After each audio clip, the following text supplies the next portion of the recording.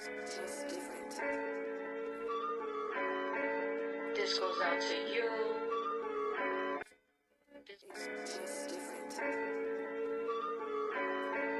This goes out to you. What's good, y'all? Welcome to Afternoons with me. I am JoMama. Today I have Jared Camacho.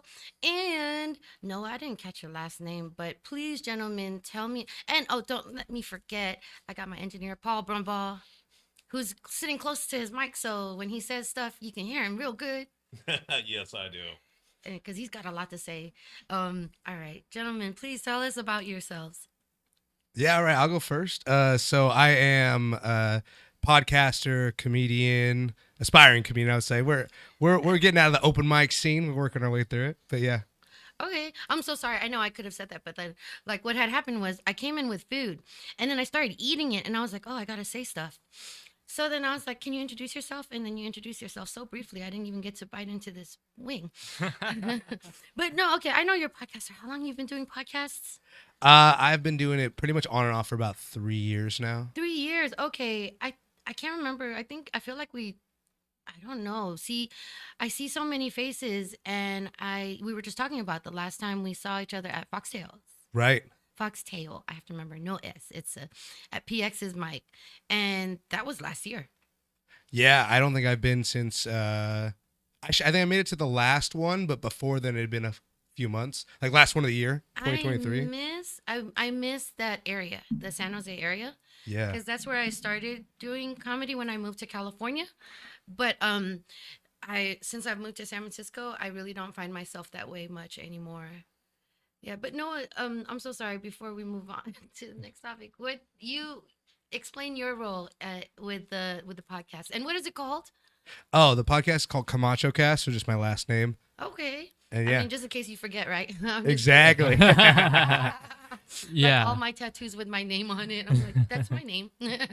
I'm just kidding. Go ahead. Yeah, so I met Jared not too long ago, like last July or something like that. And we met each other doing comedy, and just he decided to bring me in, try to teach me to do some of the producing work on his podcast. And Oh, that's awesome. Oh, wait, you yeah. could look that way. Hello. Yeah. See, okay, so that's what you guys look like. But when you look In case there, you didn't see yourself in the mirror this morning. I That's know, what you I look know. We want to we want to look at each other, but it's like a driving situation. Like, look at the road. Look at That's the road ahead hard. of you. Look at the road. Or kind of like, don't look at the camera, but in this case, look at the camera. Yeah.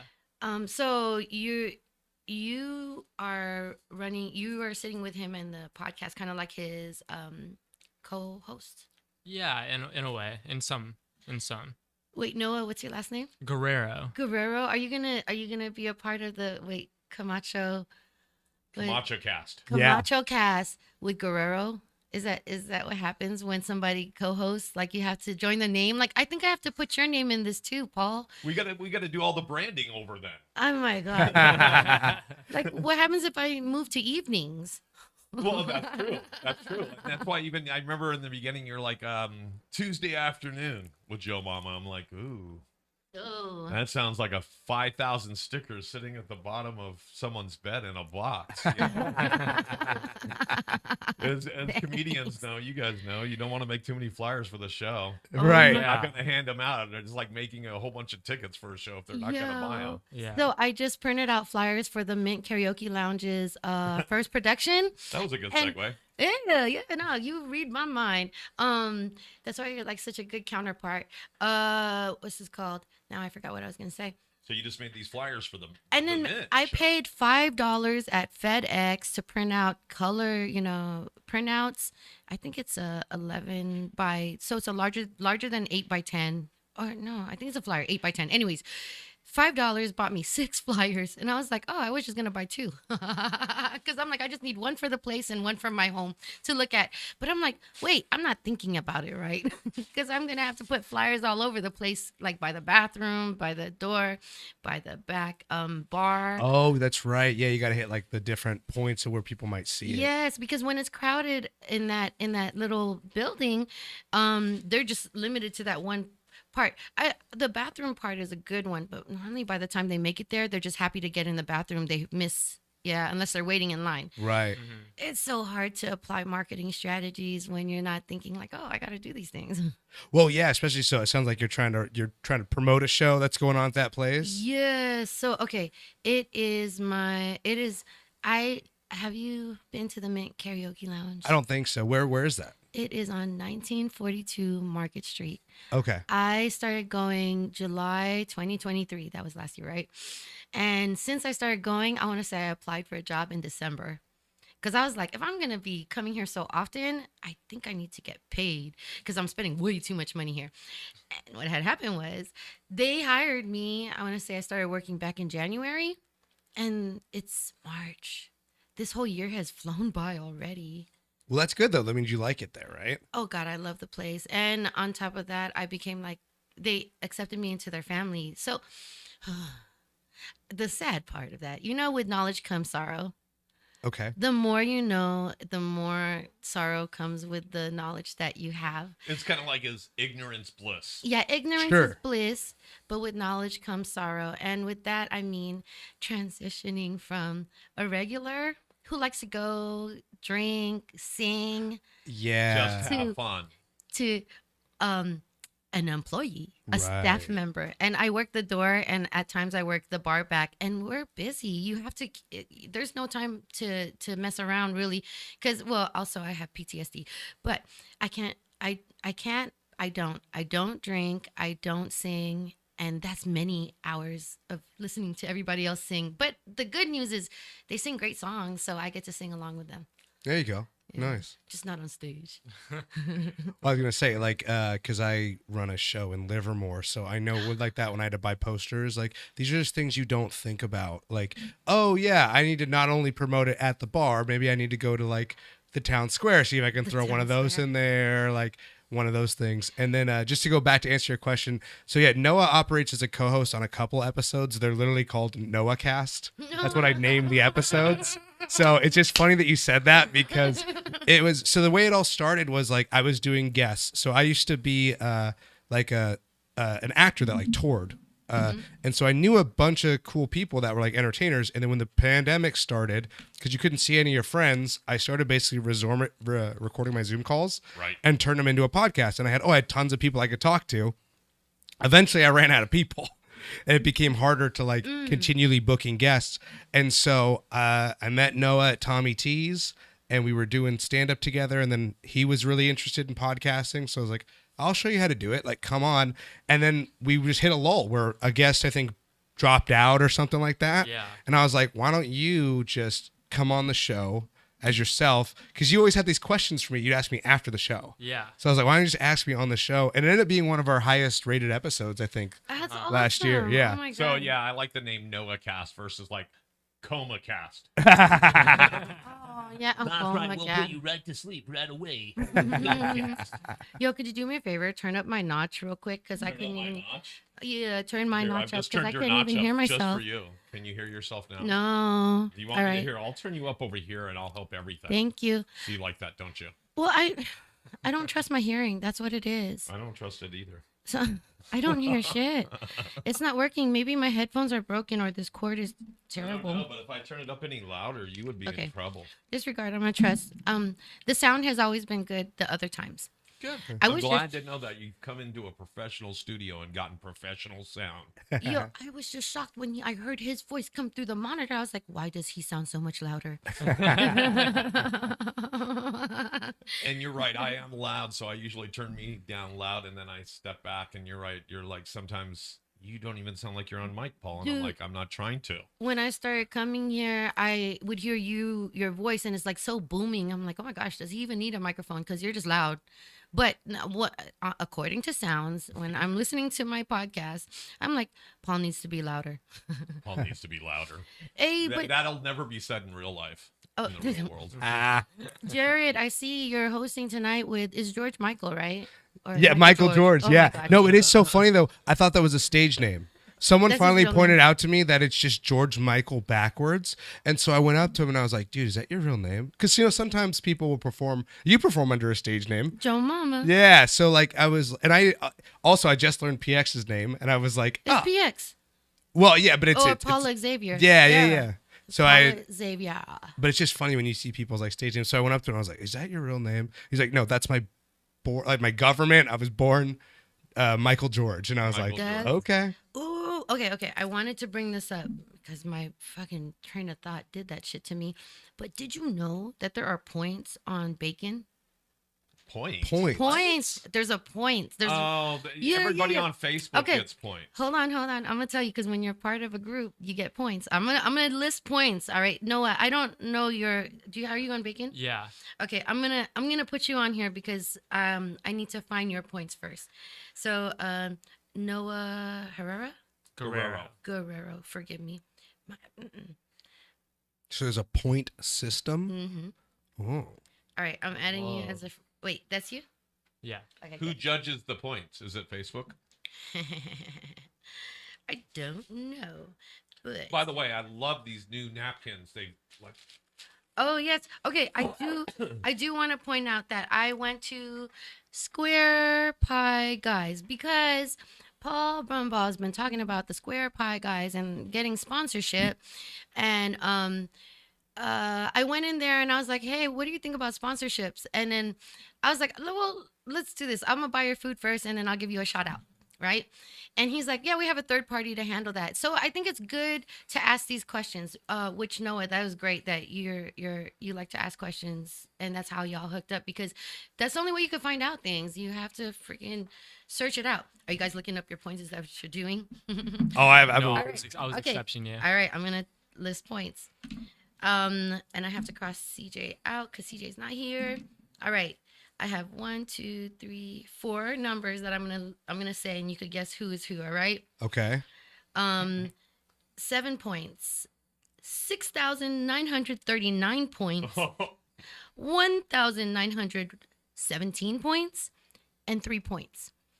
Okay, based on the highest point, that being 6,939, who do you think that is? I think it's you because you're savvy. You know what points are and maybe how you accumulate them. 9. 9? I was gonna think maybe it was you because you've probably been in it the longest. Yeah, that was the other thing I was going to think. Yeah. I was like, is this a trick question? Yeah. All right. Does age play into All this? right. So since y'all look so stunned, I'm not even gonna let y'all guess. What do you But mean? Jared, I have 6,000 you points. have 6,939. So it's about how points. much you post. Post. It's how much you post Yeah. and interact. Oh, You guys you were weird like, ass. what's this reward system? Because I was like, how do I cash it in? Yeah. All right. But yes, I have the 1917, Wow, 1,917. I have 7. That's That's my lucky fucking number. And so here's the thing, which is great. No, I think it's great because wait, what did he get? He got 3. more than me. He still had 100 Noah, something. Noah has 3. Oh, Oh, you have 3. damn. yeah. Which makes And sense. How long have you been in comedy? 7 months. 7 Okay, months. Yeah. 16 years. Oh. So I think you're worth it.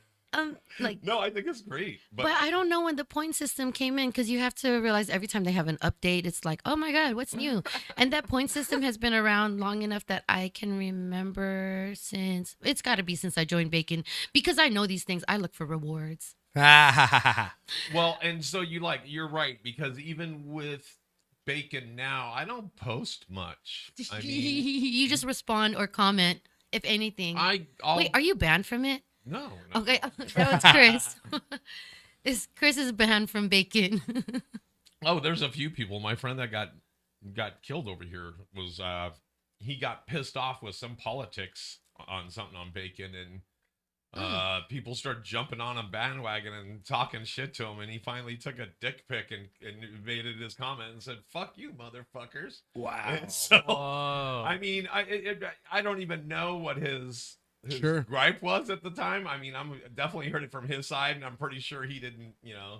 rat himself out. But yeah, he was like, I was fed up because they were acting shitty. So what's funny about when people express themselves online, you expect the audience to understand your full story, but they're just seeing seconds at a time. Yeah. And if they collect that information correctly, at best, then they know the whole story. So otherwise, they're just seeing an angry dick pic. Well, and I think bacon beef is like 9/10 recreational. I feel. Dude, just the way Paul got hella quiet when I was like, Who got banned? Okay, I guess that's a sore topic. Forgive me. I don't want to bring that up. No, I But- think okay. So I think there needs to be etiquette. But- when you go to an open mic, you don't. I'm sorry. Like I was just gonna say, you never cut off the host, as I just did. But I mean, you never bash the The place venue. you're at, the venue, the employees, the hosts or producers of the show. Yeah. You show up on time. You do what you're supposed to do. You don't run the light. Yeah. You say thank you for your time. If you have time, you should be sitting there supporting the comics. If it's a bar or venue, you should probably buy something to eat or drink. There you go. Y'all taking And notes? don't act a fool. Y'all taking notes because Right. that is etiquette. When I started doing stand, so I call myself a comedian only because I hit mics and I stand up in front of a mic and drop jokes. I write jokes. Maybe I'm not like a celebrity status, but I call myself a comedian because that's all I know what to call myself right Yeah. now. Everything else is like, but why don't you call yourself a comedian?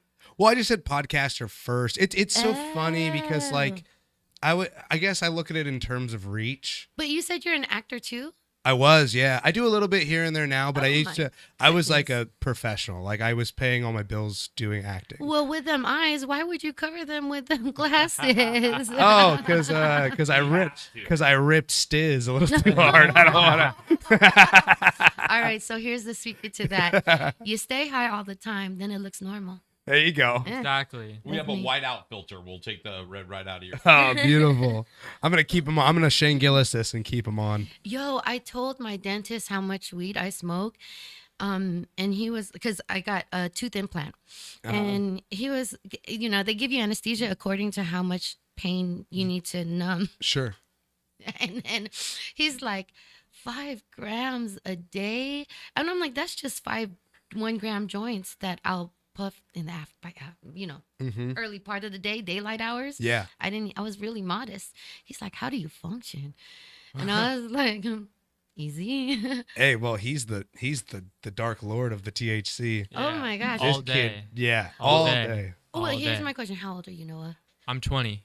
Oh, baby. You can still do that. Wait till you become 56. It's like, I'm just gonna take a wake and bake hit. Something something in the middle of the day just to get me through, Yeah. and then smoking a lot just to be able to fall asleep at night. There you Wait, go. I say take it easy because your brain's not fully developed. I am Your 40. brain's not fully developed. I am 44 years old. Oh, I already screwed it up. I started at 13. I'm. Oh, so Oh, okay, yeah. so this is your normal. Oh yeah. Oh shit. Oh yeah. My Yo, bad. 100. This kid took a pretty damn near heroic dose of mushrooms when he was 15 and Yeah. decided to watch Insidious. Yeah. Oh, that's yeah. Yeah. Yeah. Not a good idea. No, it's not. Okay, so Or the human centipede one. Oh, that'd be horrible. Oh my God. It's like somebody they're peeking on mushrooms for the first time. They're like, I feel pretty good. Look at your skin for a second. What? No. No. all I know is that wood will talk what to it you. Wood, the wood grains will talk to you. It's very Yeah, magical. wood grain is good. Yeah. Yeah, wood grain. It's good. Wood grain. All of a sudden, the wood grain just starts manipulating and making shapes that are not there. Teach me the wisdom of the trees. Like since I do imbibe on mushrooms often, my tolerance is like I have to stop taking it for so long before I can even get that psychedelic. Sure. Because I will take a handful. I will take not a handful, but like a big what is cap and stem Yeah. together, a whole mushroom. Yeah. It's like the size of my hand, and be like, oh. And then they're like, why would you do that? I'm like, how else am I supposed to eat it? Yeah, I microdose, she macrodose. Yeah. Yeah. Wow. Wow. You ever lemon teched it? You ever tried that? What's Lemon- that? what? So you grind it up in a coffee grinder and then you cover it in lemon juice, let it sit for a half hour, and then just like a pour over, you can remove all the mushroom and just filter out the psilocybin. So it hits you like in 15 minutes. I like And it's like that. it's the same intensity, but instead of a 5-hour like trip, it's a 3.5-hour trip. Oh, okay. It's called- pretty great. it's It's called called- lemon teching, Tekking. You can find tons of recipes online. So your segment for next week's show is lemon teching. It's pretty gnar. Yeah, No. that's how I met God. That's how I met God. Yeah, on a We're on a first name basis. I literally got shot No, out of a yeah. cosmic cannon. You came to my show last week. Don't laugh, man. There is something very spiritual if you allow it to be spiritual, right? When you're taking mushrooms. Yeah. I don't like to. Well, anyways, wait, no. I'm not gonna go there yet because I'm not ready for that. I wanted to ask you about your Virgo dating show. Oh yeah, so it Male hasn't. dating show. It hasn't. Well, no, it hasn't dropped yet. So I'm gonna start so like there's Camacho Cast, which is just like interviews and that kind of stuff. But I'm noticing right now the niching down of everything is important. And I was like, okay, what's something I can do that not everybody likes to do? That's unique to you. Yeah. And people always made fun of me at Mike's because like I have a girlfriend. I'm very happy with my girlfriend, but I have a lot of friends that are girls, and people like they'll come to my shows and they're like, how do you know all these different girls? And so I was like, what's one thing that like I always get asked to talk about? Shining was the one who told me this. Shining would make fun of me because I'd have like girl guests on my show, and she's like, why don't you just talk to them about dating? And I was like, I don't care about dating. I've had my girlfriend for forever. She goes, yeah, but there's a lot of guys who want to know how to talk to girls, and you talk to girls. So I was like, oh. Not a bad idea. And so the thing that always comes up in dating is your zodiac signs. And anytime they find out I'm a Virgo male, everyone goes, oh, I couldn't. Because they say like I'm a perfectionist. I'm kind of like intense. All things that are low key true, but I feel like I've like learned how to adjust that as an adult. But I was like, what a funny dating. Managed. Yeah, I was like, what a funny dating podcast. Like this Virgo I male tries to love talk to that. girls about dating. Yeah. It's a great. I look forward to hearing that. When is your launch? I'm hoping end of May. Oh, that's right Yeah. around So the do you know corner. Brian Lee? He's like a comedian. He comes around. Oh subscribes. yeah, Believe. Yeah, exactly. So yeah. I really want to work with him on some stuff. So we might do it at his studio. Oh yeah. Because I've been like testing the waters. Because we're also going to try to actually do live comedy shows there. His studio is out in Hayward. Yep. Yes. Yep.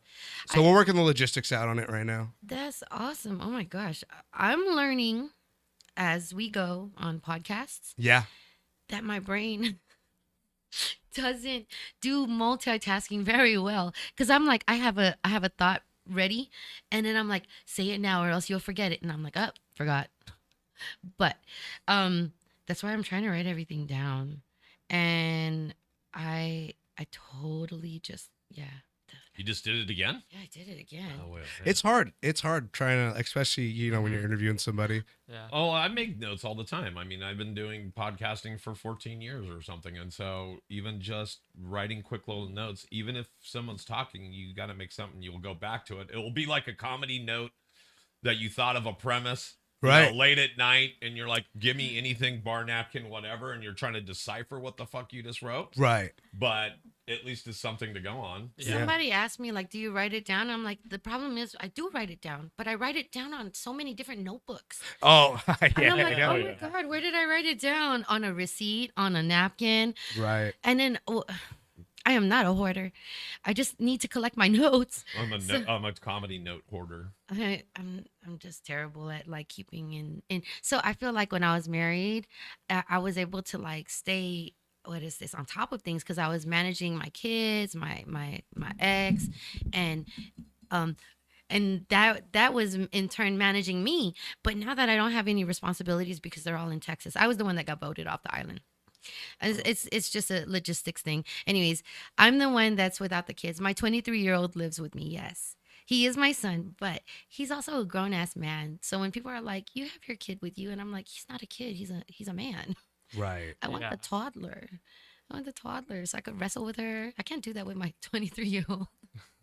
No, I get that. I try to wrestle with Noah all the time. It gets really difficult. Yeah.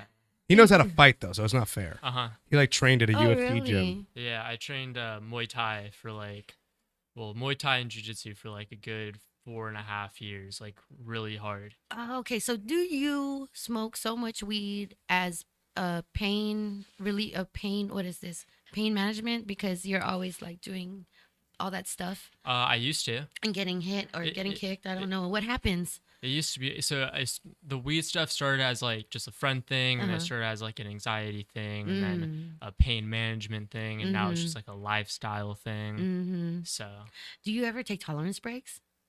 sometimes. When I keep complaining that he won't make it to the gym on time in the morning, he'll sometimes Yeah. miss his morning hit so he can actually work out. That's his tolerance break? Yeah. It's just not the way to make. I got you. Yeah. Exactly. So let me see. I've been smoking how many years? I don't know. So many years. Probably 30 something years, 40 something years. Anyway, I forget that you're and- that old. thanks. Good. Keep forgetting.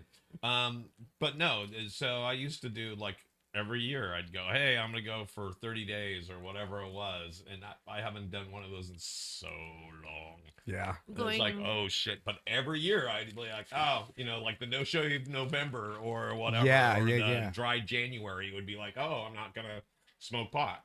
Right. Yeah, I'll start it and I'll be like, this is fucking stupid. Oh my god! Right, like day What five. am I really doing? Like day 5, I'm mad. Yeah, it makes no sense. Do you know that there's like that cycle? Because like first day, I think it's the third day that's like the hardest, and then but day 5, there's like a real obstacle that that Yeah. occurs. Yeah. That will break you, or it breaks me all the time. Do you smoke weed like that? I don't think I smoke it enough that I have that. It's very I don't really partake in any drug like I think like too much, but like at this point I'm 31 now. I would say just alcohol is really starting to like wreck my body up. Oh god. That like I just came back from a bachelor party in Texas like 2 days ago, Nice. and like I was telling Noah, I was like, dude, I just can't hang anymore.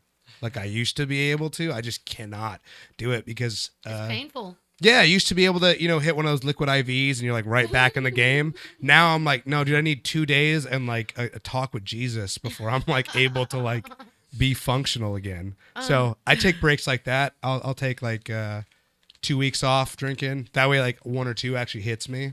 That's good. That's pretty. I mean, that's intentional about like drug use. Yeah, but anything beyond catching a buzz when it comes to alcohol these days, I'm like, I can't. Oh my. I'm not trying to gosh. black out anymore. So sometimes I'll have like a tall can of Michelada. Okay. Yeah. Wonderful. It should get me drunk, but sometimes it just doesn't, and I'm like, what is going on? Is this broken? Could be what you eat. I know I'm Oh. super affected by whether I eat or not. Like, So I just feel like beer doesn't hit me right. I feel like beer makes my stomach like hurt now. Oh, because it's Like the- yeasty. Yeah, It's yeasty and yeah. like bubbly.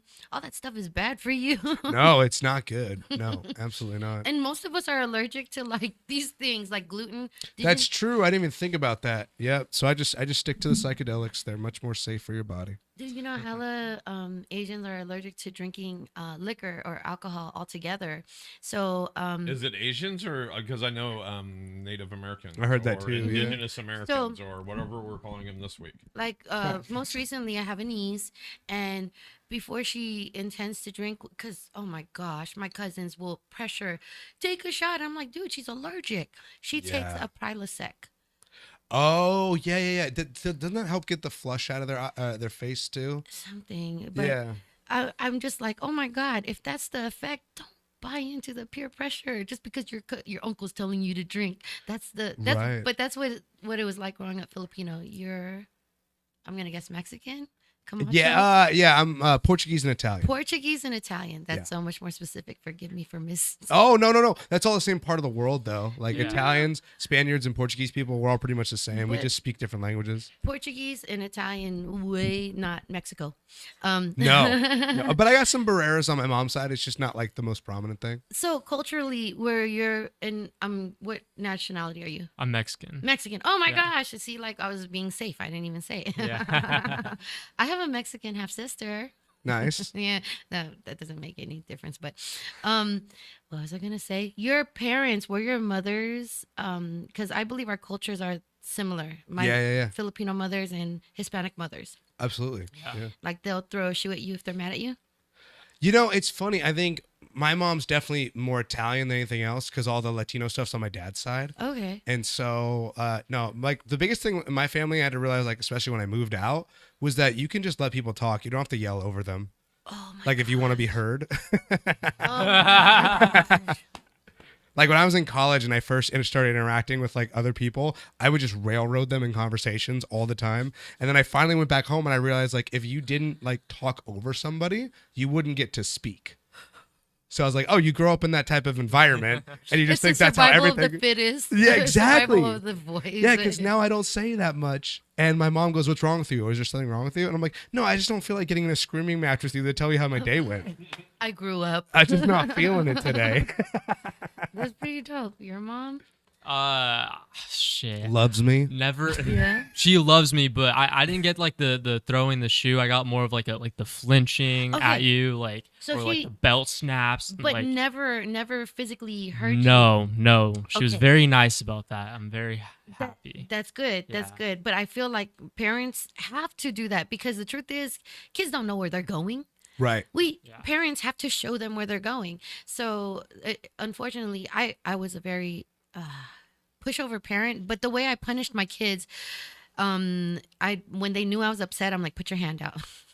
I spanked their hand. Yeah, I got some of those. I got some of those. I Like, spanked their yeah. hand. But what's so funny is like I didn't realize I was doing that till they told me. They're like, "Are you gonna spank my hand?" And I was like, how long have I been doing this? Because they're grown now, and my son said that was my go-to punishment, spanking the hand. It's interesting that you say it that way because I think, yeah, if I was ever getting like physically disciplined, it was like that. It was like I had to comply. It was like stand still, turn around. Like no, like my mom's gonna run over and get me. She would just sit still, and my dad would just sit still. They'd give me dead eyes, and they're like, "All right, so I'm gonna need you to go over." Like it became like a cop procedural. Like I need you to sit over there, and I was like, "Ah, son of a bitch." I'm about to My get son, okay, so I have one son and 3 daughters. My son has got it together. My 3 daughters, spoiled. nice. So spoiled. Like, I did get into an altercation with my 18-year-old daughter, and I did have to jump over because she called me a bitch, and I was like, "Who do you think you're gotta knock talking that to?" down.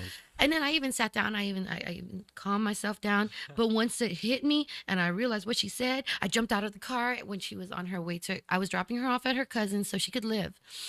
But then when it hit me, I was like, she just called me a bitch, and she told me to shut the fuck up. Oh, I'm so sorry. I'm like cussing, but We just lost Peoria. the Filipino back. mom in me jumped out, and it really upset my brother to see me react that way. But I was like, sir, you do not have children of your own, and you cannot let them talk to you like that. Right. But yeah, that very unbecoming of me. I don't normally ever do that, but that was the one time that I ever had to jump out and catch my daughter because she's so spoiled and she doesn't know how to talk to me. Yeah. No, I don't have any kids of my own, but like I can only imagine how tough it is, like trying to raise children, just because it's like, dude, people get annoying, even your kids. Like I see, Yeah. like I love you to death, and also sometimes I want to kill you. Like I think God makes children cute or like, look Yeah. like parents. Yeah. Because so I look at my kids, they're reflections of me. okay, yeah, So with their little sassy attitudes, I see myself. right. I remember reaching a point where I realized where I got my stuff from each parent. Like I started doing things, and I was like, dude, that's just like how my dad does that. That's embarrassing. It's inherited. Yeah. And like certain stuff, like, oh, I get that from my mom. And then I have a brother who's 27, and it's like, oh, you got this and this from dad. I got this and this from dad. Oh you my got this and this from mom, and I got this and this from mom. And now it's like really easy for me to like, I won't say like manipulate, but I can be like, oh, I have to talk to him this way because he's like my mom in that way. Or I got to talk to him this way because he's like my dad this way. It's not manipulating. It's just being studied. Yeah. I Yeah. think all people are special needs. Facts, dude. Bridge the gap. Uh-huh. Even as communicators, even on this podcast, we have to have a certain point of view. You got to be able to illustrate it. With your parents, it's kind of like, oh, okay, I know what gets through to each one of them in their own way. I have to do the same thing with my special needs kids. Okay. I Yeah. can't explain Oh, yeah. one situation to both of them the same way. Right. Sometimes I'll go at it different ways, Yeah. depending on which kid it is and what the situation is. But yeah, I mean, that's what makes us great communicators in this room, right? Damn. Right on. Yeah. I feel You that. just broke it down to like special needs, but that's did. very honest. Yeah. Because Yeah. I've always thought I had like I'm some punching type up, of folks. spectrum issues. Really? Yeah. It's just like the way that I manage details and information. It'll be an obstacle for me if I don't understand it. I can't get past it. So I had to like train my OCD brain. And the reason why I know I have OCD is I've been diagnosed. Okay. There you go. Yeah. Yeah. Yeah. But I feel like a lot of people just diagnose themselves. I actually have OCD and I'm supposed to take medication for it, but I hate medication. I did not diagnose myself. I had Google do it. Yeah. Nice. There you go. Dr. Google.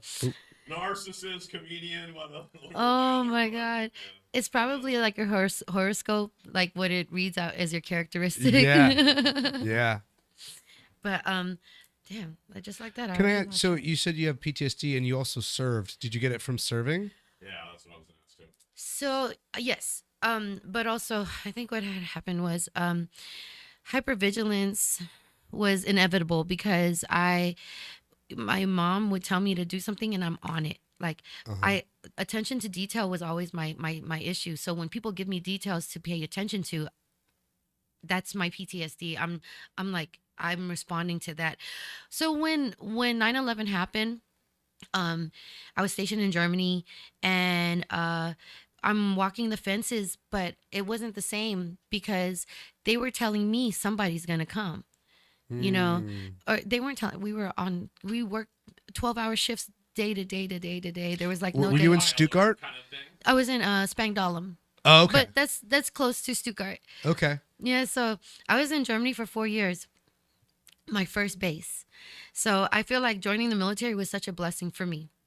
Because otherwise if without direction I wouldn't know where I'm going. Sure. Yeah. And which branch did you join? In the Air Force. Air Force. Okay. Okay, Cool. So I was a cop in the Air Force, a security force member in the Air Force. And Okay. I had no idea. They were like, "Where do you think you're gonna go?" My uncle was stationed in Germany, so I was like, "Germany." But they sent me to Germany. So I guess when you speak it into existence. That's strong. Okay, words are powerful. Absolutely. Yeah. Oh yeah. Yeah. And I have an episode of my podcast about magic, like old school magic, which is basically like just managing your speech and your thought patterns to like what we call manifest type things. I thought I came from a school of like very scientism, like this is woo woo, and then just started reading into it more. And I was like, no, they're actually, I mean, you look at certain who I would call very like powerfully magical people, like top of my head, Conor McGregor. Exactly. Like that guy's ability to predict his own fights and stuff is kind of gnarly. David Goggins, you know, that's a guy who like motivationally is just able to like. I mean like okay, so I don't know how well I'm a Christian. Okay. I'm a Christian, and but I'm also finding more about myself since I've been out of the marriage Okay. because like I was married to this guy who had a pastor for a dad. Sure. And so we when they opened their church in Austin, I was their soloist. So I was like, Oh, I was cool. just singing gospel music. I was only listening to gospel music. I was very like, I controlled what I ate, what I consumed. Okay. Very disciplined. Yeah. Okay. What I listened to, what I read, what I watched. Yeah. I was stayed away from the world. So I want to say there was like a good 5 years where I didn't even listen to worldly music. Wow. And I love music. I grew up, my mother was a singer. So that's why karaoke comes natural to me because I've been listening to her songs, like writing her words down for her. Yeah. And so now I feel like whenever I sing a song, sing it by memory. What is Cool. that? Even though I need the words on karaoke for sure. Yeah. But like the notes come natural. That's awesome.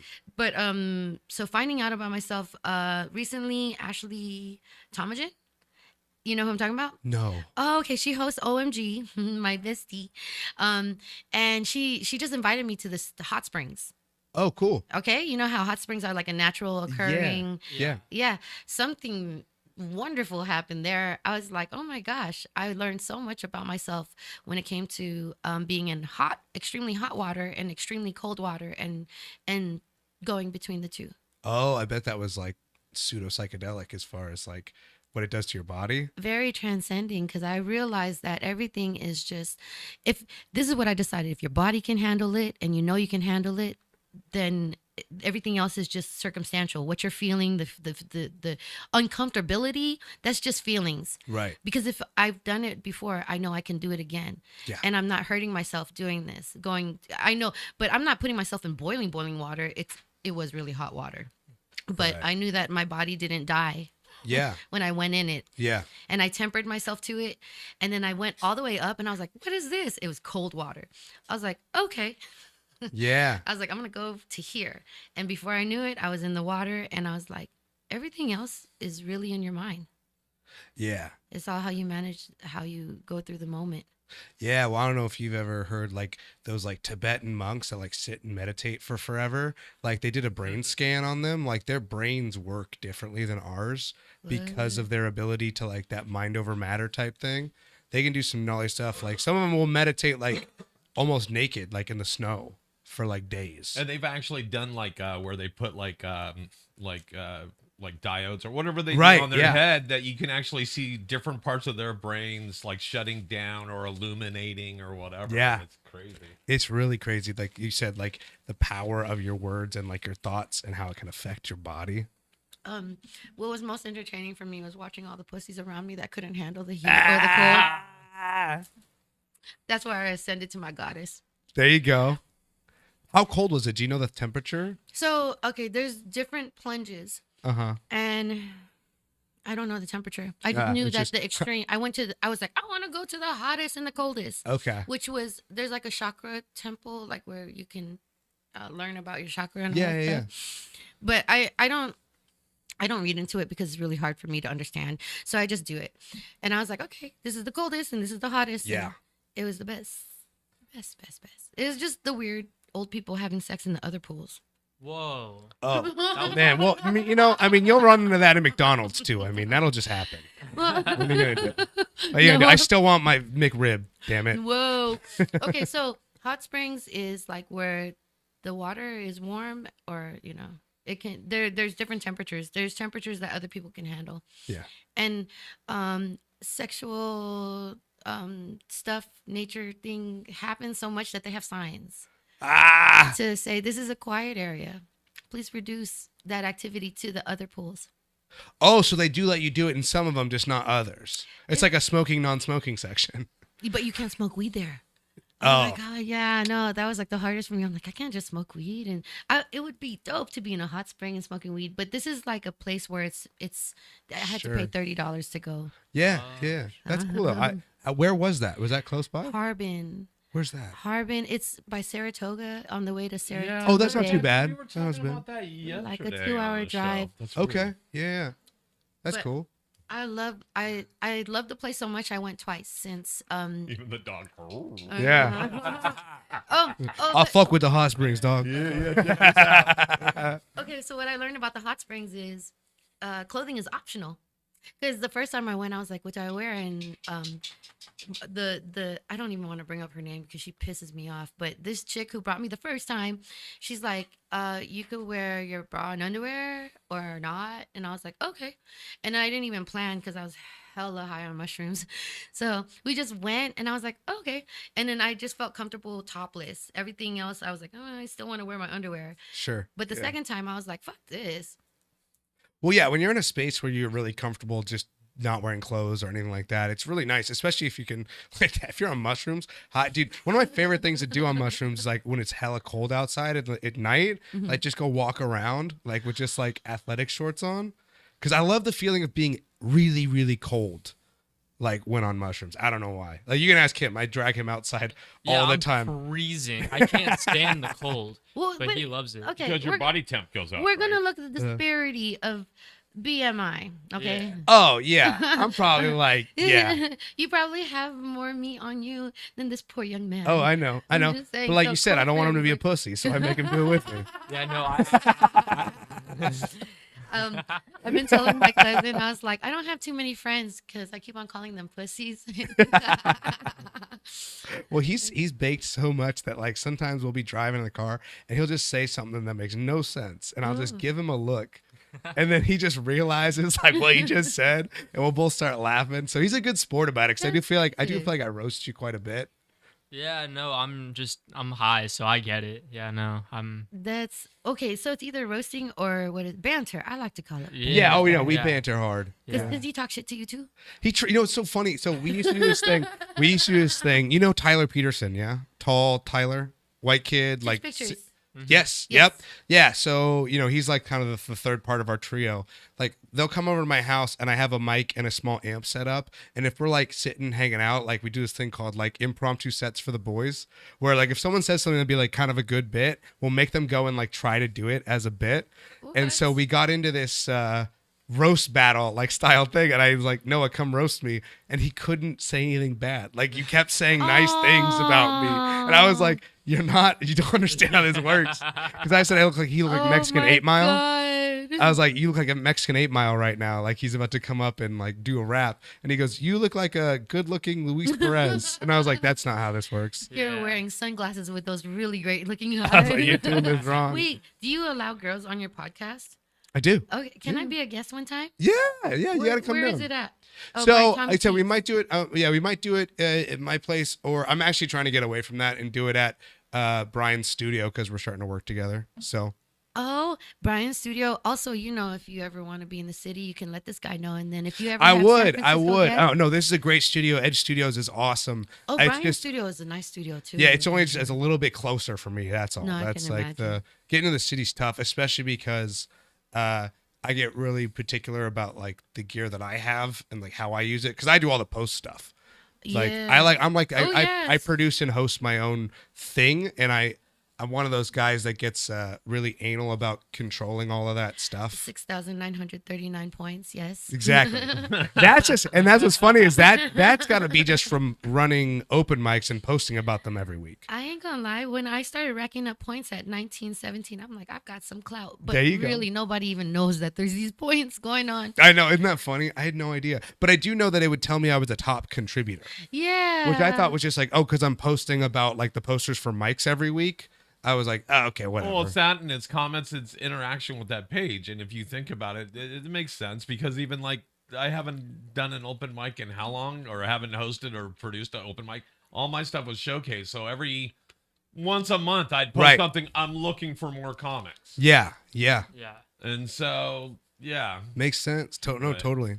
And then I Totally. usually don't go on there to see what the latest bullshit is. Well, that's on again TikTok. I guess, dude, the bacon beef, man. Every now and again, something will flare up, and then like everyone hates each other for like 2 months. But you Just have if to you're keep paying your eye attention. on it, right? Though, because there's also shit you need to know, Yep. like people that actually got canceled for a reason. Right, Yeah. right. Damn, that's like right, I, as like producers. I try to book somebody, and they're like, "Why would you book him? He's like got some rape allegations," and I'm 'Cause like, I'm "Oh, oblivious. when Yeah. did that happen?" Yeah, yeah. kind of thing. No, that's Really? true. That's true. We've had a couple legitimate ones.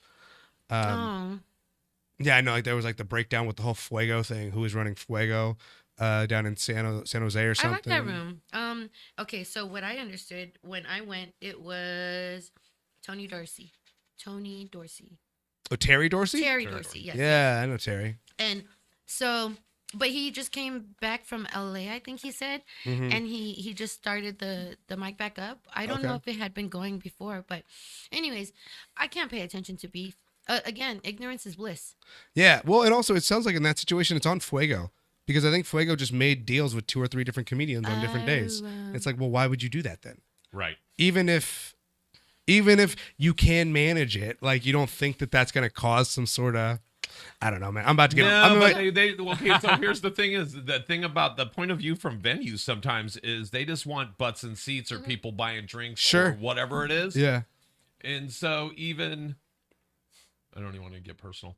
But a lot of things like there'll be venues where they'll open it up to different comics, but usually most comics, if they know somebody's running a show somewhere, Yeah. they won't go in there and pitch the venue. Right. Right. They'll go, man, so and so's been doing a thing there for 6 months, 8 months. Oh, I love going to that show. Yeah.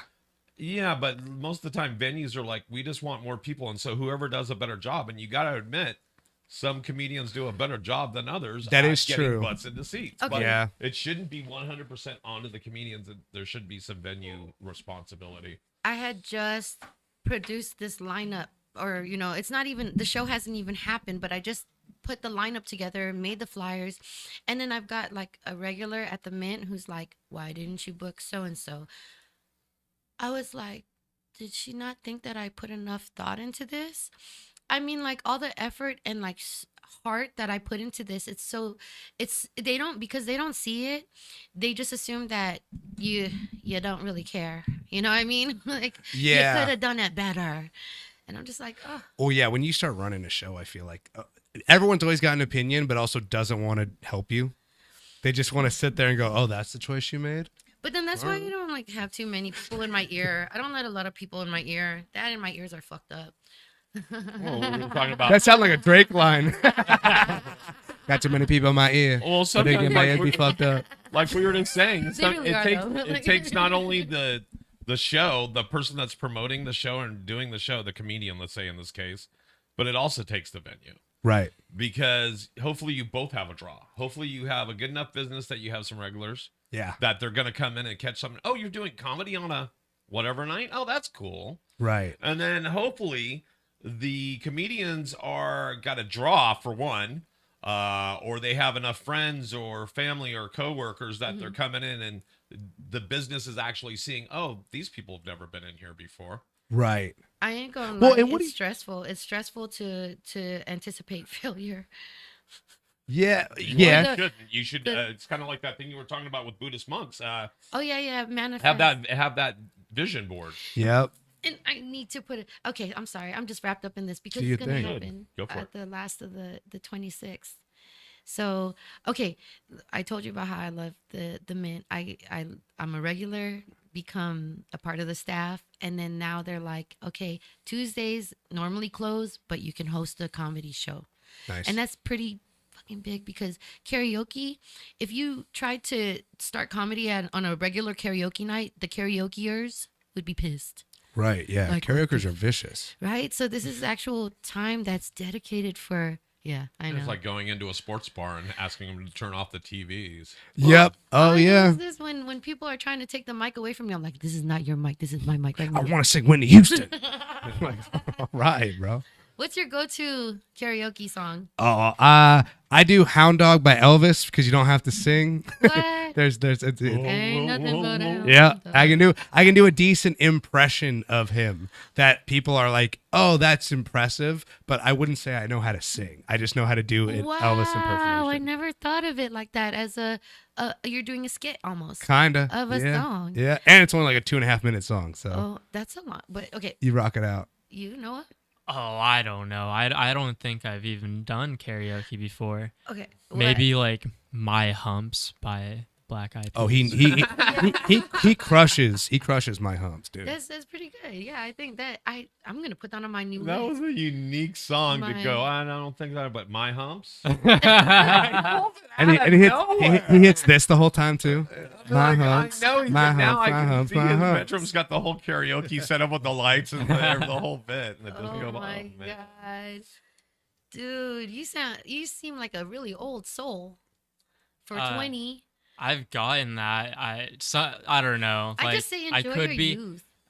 Oh man, I don't like my youth. I didn't like mine either, but I wish I was there. Yeah. Yeah. Yeah, no. So, what do y'all have like a 5-year plan? I mean, yeah, like personally, I do like outside of entertainment and stuff like that. Life. Yeah, life stuff I do, but like when it comes to like that's also like you said, like a comedian. Like I don't know, like I'm doing I feel comfortable saying I'm an entertainer. Uh-huh. There have been times where I've done it professionally, but like there's some stuff I'm just trying out and enjoying. And like right now, stand up is something I'm really enjoying because I really want to do it when I was his age and I was way too afraid to. And then now that I'm doing it at like 31, I'm like, oh, one, I feel like it's a little bit easier because you have like stuff to talk about now. You have like a life to talk about. Experience. Yeah, but just the idea of not doing something because I was afraid of it. Yeah, okay, how did you come to doing stand up or open mics? So pretty much, my therapist told me to start watching a ton of comedy to make me happier, and I was like, okay, I'll start doing that. Like I like comedy, and I was like fighting and like getting hit a lot in the head, and I decided that like I should probably stop doing that because I wanted to do that as a career. I wanted to be a fighter. And then I was like, let me try some stand up. And the first time I did it, he actually saw me with his mom, and I really enjoyed it.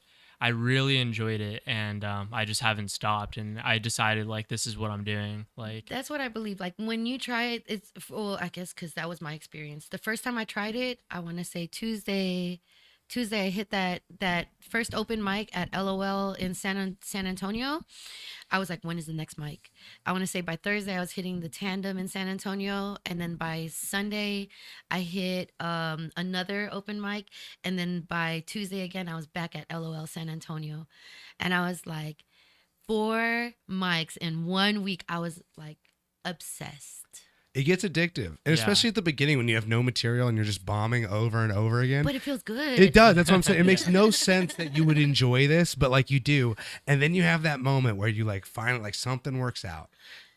I don't know what it is. Like, is everybody just encouraging? Because I'm pretty sure if we were doing horribly, they'd be like, you shouldn't do this again. Right? I will say the San Jose scene I think is very constructive. I think they're There you very go. good. Yes. Constructive is the And correct. supportive. Yeah.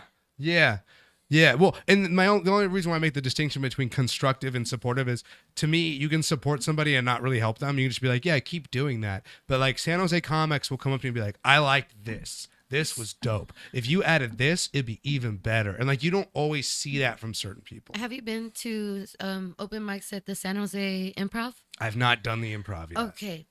Of the 2 times that I've gotten up, I know this much. I lasted 1 minute and 36 seconds the first time till they played the music. Okay. And I was like, oh, damn. And that was like a very visceral reaction. Like, oh my God. Sure. Like, how do I not cry right now? Because I was like 6 months into comedy. Yeah. I was like, oh my gosh, what's this feeling I'm feeling? But what did I do? I stayed. The guy gave me feedback, and Atu was like, one thing's for sure, you're not afraid. And I'm like, I ain't afraid. But the feedback was, you have to be funny within the first 30 seconds. And he was like, I let you stay up there for 1 minute and 36 seconds. I was like, yeah, you did. And Yeah, he's you like, got to hit that first one he was fast. like, try to be funnier next time. I was like, okay. The second time I was up there at 1 minute 47 seconds. I There you go. lasted 11 seconds longer. Nice. And the hardest thing is to stay and watch everything else after happen, because you have to get outside of yourself and let the night still go on. Yeah. So both occasions I stayed and I just watched everybody else perform, and I realized that I am not alone in this. People, not everybody did great, not everybody did horrible, but we all just did. And that's the biggest part. We showed up. Yeah. So The open mics, I mean, the whole structure of how you do comedy is so weird. Because in an open mic, like you said, you've been doing it 6 months, right? well, at this point, yeah. Sure. And I'm at like 11 months right now. But like you'll do mics with people 4 years in, 6 years in, and you don't know that. You don't know because everyone's just going to the same event. They're doing the same amount of minutes. And you watch this guy like crush and you're like, wow, how is he so good? You watch him somewhere else. Man, you killing it. Finally go and talk to the guy. How long have you been doing this? He's like 10 years. And Yeah. you're like, Right. oh, okay. But, Like, That makes but then sense. the opposite happens, because even like a week ago or something, I literally walked into a venue. I got bumped, and they realized that they hadn't written somebody down that it, like messaged in or whatever. And he Oh, goes, yeah, oh, you were pre-fest. supposed to be number 14. I go, yeah, I just put my name on there. I was 14, and the guy goes, he looked at my name and he goes, because I'd never met the host before, but he looked at my name and he goes, oh, I'm sorry, sir, or whatever he said. that's And he funny. goes, I know who you are, blah, blah, blah, blah. And he goes, matter of fact, he goes, you'll go next. I'm going to give you an extra minute and a half. And I'm like, oh, okay, cool. But Nice. you don't have to, but it's Right. cool. And anyway, so I go up and I bomb. Oh, And it was no. funny because the room was actually full. It was a pretty decent room. It wasn't just comics. And I tried one idea or one premise, didn't work. I went on to a totally different idea, didn't work. Went on to it. I'm like going, like the 4th premise. I'm like, oh, just lean into the bomb now because you're Yeah. just dying right up here on stage. And I go, and he's gonna give you an extra minute and a half to eat shit in front of people. And so Yep. it's very humbling at 16 years, because I used to I go and do a showcase and do 40 minutes and crush it, right? Right. Well, that's a But great you thing can't about do stand up. 6.5 at an open mic when there's people that haven't heard yours. When your time gets changed, I don't know. I always do bad with that. So for a while, like we talk about Foxtail, right? Like Uh-huh. I'd been going pretty regularly. PX watched me. I think she's like, oh, okay, he can hold down 5-minute sets. Like, he's doing well. So she started going, like, before she wanted to take a cigarette or a cigarette break, she'd let me go up so I could do more time. Every time she did that, I would bomb. But, like, anytime she didn't do that, I Right. did well. And I felt horrible because she was like, she wasn't there, so she didn't know I was ruining her show. But you know what, She stepped out honestly- to get a cig, and I'm dying, slow death. She goes back in, she's like, you want to keep going? You want to stop? I'm like, I'd like to get off. I'd like to get off now. Was it the feeling of that dad took away the training wheels too soon? I don't know. I was doing like, I have a kind of a specific set for that place because if you've ever been there, it has like really funky art. There's like a lot of fun riffs I do there. And so you have a lot of built-in material. Yeah, and just for some reason, the first time she gave me this cigarette, because she like right before I go on, she goes, "So I'm gonna hit a cig. Like, you want to just keep going until I come back?" And I was like, "Oh, Lucky sick, X. sounds good." So she steps away. I start doing my thing, and this is the first time I ever just got from like all 6 people, because there's always like 6 people there. Right. Yeah, it's they're- intimate. Yeah, and like they're just like not messing with it. And I might have been too dark off the rip for them or something, but I'm like, well, we're here till she comes back, so Oh my strap gosh, in, yeah, so boys. you leaned into it. You That's what got did. to. You got to. Oh, I always bomb as I tailspin out. I didn't realize you were only 11. You said 11 months into comedy. Pretty much, yeah. My Okay. anniversary will be at the end of the month on the 28th. Oh right, Anniversary 28th of March. Yeah. I remember my day too. It's September 27th, Nice. 2023. There you go. So yeah. What's this called? Damn, there goes that stupid brain fog. I freaking forgot. Okay, go on with your thought. I'm so sorry. Oh, no. I was just saying, so like a guy who I think is like a straight killer, Jose Contreras, he's like my age. Uh-huh. And like I'd watch him go up, and He's I been think going for a long. He's been. yeah, no, he was the guy I found out, been doing it for like 10, 12 years. Yeah, Because 'cause- he was always murdering. And I was like, to me, he was the same age as me. Like, that was my head. I was like, Uh-huh. we should be like similar. Oh, okay. No lie. Okay, so me and PX became really, really good friends. She's like a sister to me. I've adopted her. She's adopted me, and she tells me she's been in for 11 years, and I'm like, oh my god, like. Oh, I didn't even realize. I'm not saying that I just didn't assume how long she had been in, but when she said over a decade, I'm just like, oh, all right. That Right. explains a lot. Yeah. And I'm just, but on that note, I realize I have a lot to learn. And whenever you come into something new, the best thing is to ask a bunch of questions. And a lot of times you don't even know if you're asking the right questions. Yeah. But the only way to do is like venture. So you like projects, obviously. That's why you're doing podcasting. That's crazy because you went from stand up and then to podcasting, not podcast. No, other way around. Other way around. Yeah. Yeah. Yeah. No, when it comes, so I started as like a theater kid. I was Okay. doing drama when I was younger, and then again, acting was the first thing I really started doing. But like, I wanted to be in a band, so I learned how to play like the bass guitar. I was into that. Nice. Stand up was always the last thing. I was just too afraid to do it because I was just like, it just seems so raw and so real. And especially growing up, like I've never been a kid who had like confidence issues, but I almost had like con man confidence. Like I knew how to like Fake it till you make it. kind of, yeah. And it was like, I don't know, stand up seems like really like that won't last if you do that. And so luckily as I got older, I started to like actually enjoy myself a little bit more, have like real confidence. And then Okay, I was like, so we're going to do it. that's what I was gonna bring up. That the first time I met you was, the pizza joint. Hoses. Yes. Yeah. In Oakland, I think I had a flat tire. Okay. I had a flat tire, and I got there, and I was like, I was the last person to go up. It was Joe Conyu. I remember this. Yes. Yeah. Yeah. And what's crazy is I never met you, but I remember looking at the list and then it said Jared Camacho, 9 please. And then somebody had bantered with you and I was, or not 9 please, but you said something and I was like, I guess he's been doing this for a long time because everybody was like, Jared already got blah. And then so when I met you that night, I was like, oh yeah, Jared got whatever number I guess Yeah. you got. And I was like, I thought you had been in it for a while because it seemed like you knew everybody. I remember this. So when I first started, I went like full networking mode and like met everybody and like knew a heck of people. And even PX used to like tease me because I'd come in and she'd be like, "Do you know who this person is?" And I'm like, "No." She goes, "But you know everybody." Like, because normally she'd be like, I'm like, "Oh yeah, that dude's from San Mateo. Like that dude's out in Sacramento." Because I would hit all the mics. I tried every single one on Bacon. Basically, I was like if it was Pokemon, you know, I was like completing the Pokédex. I'm like, I'm gonna do a set everywhere, meet everybody, get everybody's Instagram, and like get to know them. You're social. Oh yeah, Social hyper social. butterfly. Yeah. Hyper Well, So it's also a way of you scouting out what you want to do. Well, Right. Yeah. I Well, also think without that skill of being extra hyper social. Yeah. That's why you're 6,930. I know exactly. Good God.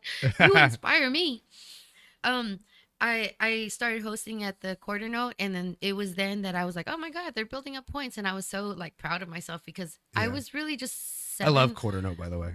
And it's no longer my It's a bummer, but it was great. well, thank you. I appreciate that. Yeah. So that was another joint that I started hitting up as a karaoke joint. And the next thing you know, they were like, do you want to start comedy here? And I was so terrified. Because at that point, I was like 3-4 months in. Yeah. And I was like, hell no, I'm scared. And then PX was like, you dumb bitch. Go get it. And she went with me. We went in. I filled out the paperwork. Next thing you know, I'm hosting that mic. It's And- funny how quickly that stuff can happen. Well, right? I repertoire also because like I Yeah. got to know the owner and like building that trust, and they were like, okay, you got Mondays. But what had happened was I'm going through a divorce, so I flew back to Texas, and then see, here's the thing: when you relinquish a mic, they don't give it back to you. No, it's true. It's true. I know, but I'm not gonna lie, I asked for it back. There was some salty shit going on. and I Now, was like, I know who ran it at the end. It was with that person. I don't want to name names if you're not comfortable, but she and he, but yeah, they refused to let me host. oh, okay. And I was like, that's foul. But they made it seem like because I was going through a bad situation and my crazy ex-husband was calling everybody, making it absolutely hard for me to exist. Yeah. But I get it. Not everybody's going to have my back, and that's fine. And it all worked out in the end. However, I did love that stage. It was beyond comedy for me. It was that stage and singing on that stage. That was it for me. Yeah. And so when they just took it and like disregarded it and didn't think that I would care to resume it, it just hurt. But here I am in San Francisco doing my own thing now. Good for you. Thank you. Yeah, it's so funny how like so I just lost a show. Four Bells in Berkeley is now like canceled indefinitely because the owner just doesn't want to run it anymore. But it was that same thing. It was originally Andrew DeLeon's room, and then Andrew got too busy, asked me to start guest hosting it, and then he's like, "I don't have time to run it. Why don't you run it?" And then so I was doing that, and then like it's hard. But Running I mean, room's tough. if Andrew DeLeon said, "Hey, I want to host it again," you wouldn't have any. No, issue, exactly. right? I told him multiple times. I was like, if you Yeah. want to take this back, you can. Dude, I had no. I all I did was just be me, and I was like rejected when Yeah. I tried to come back. That shit hurt. And I was like, what was I doing wrong? But I had an ex-husband who was crazy, making my life miserable for everybody around me. Yeah. And that made it hard for me to exist. But what I really hoped for was those people that I gave the mic to, handed the mic to, would have my back. Right. Because, that's a humane thing to do. And I'm not a bitch to everybody. I'm just saying. I'm a pretty pleasant person. Yeah, the entertainment world's tough though too. It's like in some way with certain people I feel like you have two different relationships. You have like your personal friend relationship and then you have like the I'm trying to get certain stuff, you're trying to get certain stuff. And when that stuff like merges, we got to kind of hands off and be like it's almost like with dudes it's like when you like the same girl. Like all of a sudden, it's like, yo, we're friends in every aspect except this right now. And if she doesn't text you back, tough shit, buddy. She texted me back. And then you have to like somehow come back the next day as gentlemen and be like, well played, sir. Well played. I hope you Yeah. enjoyed that cooch. Well, the truth, the truth is we're all fucking adults here. I'm just saying, and we all have Yeah. our own issues. But the last thing we need to be is mean to each other. We already got mean situations occurring around us. I know. And when it comes down to bros before hoes. Now, see, you seem very sweet though too. Like I like to troll people sometimes. Oh, And like Oh, you're that guy. love that. Just every now and again, like the Tasmanian devil will like rise up on me, and I'll start firing off on Facebook. That's probably why I have so many points. And I'll just start DMing people like ridiculous stuff, and then like some people get it that it's a joke and they hang, and then some people like hold on. To it. Have you messaged me? I don't. Did I miss No, that? no, all no, right. no, I'm no. like, good, 'cause No, I'm like, usually- I try to be responsive. But Oh. you mean trolling in your comments on, let's say, bacon posts. Or Oh, yeah. yeah, Okay. Yeah, like well, when someone, Okay. yeah, like when yeah. someone will like make a joke about like, oh, like you got, you only got this gig because of that. And I'll be like, yeah, well, sorry, I have more than just like Jew material. Like, excuse me. Like, and I don't even care. Like, I might love that person's act, but I'm just like, let's just get down to it, dude. You only talk about pedophiles and Jews. Like that's not gonna. You can't play the wineries. The thing with about that. social media is when you put a comment there, you leave it where it is. Maybe people will find it, maybe people won't. But Yeah. I mean, like if you're brave enough to say it, just know it's attached to your name. That's all. Here's the biggest thing. Here's a safe one. So, I grew up a Raider fan. Okay. Like, but I don't care. Like, honestly, I don't care about football at all. But when the Niners lost, I was just like, blanks, Niner gang. Guess it didn't work out. And like all of these comedians that were really into the Niners Yeah. started getting really upset. And Yeah. I was laughing because to me, it's like, dude, you're talking about just dudes wearing the same color T-shirt. Like, come on, dude, this ain't that Well, serious. some people are invested in. I get it. I get differently. it. I get it. It's insane. Married to this guy, and he was way into football, so much that I was into football because my ex-husband was so into football. I was a big Houston Texan fan, Yeah. Okay. and yeah, I only say that because I had all the gear because he bought the. Anyways, I kind of got brainwashed when I was married. That's what I'd like to think. I call it captivity. Nice. And I see how sports fanatics, Yeah. are different animals.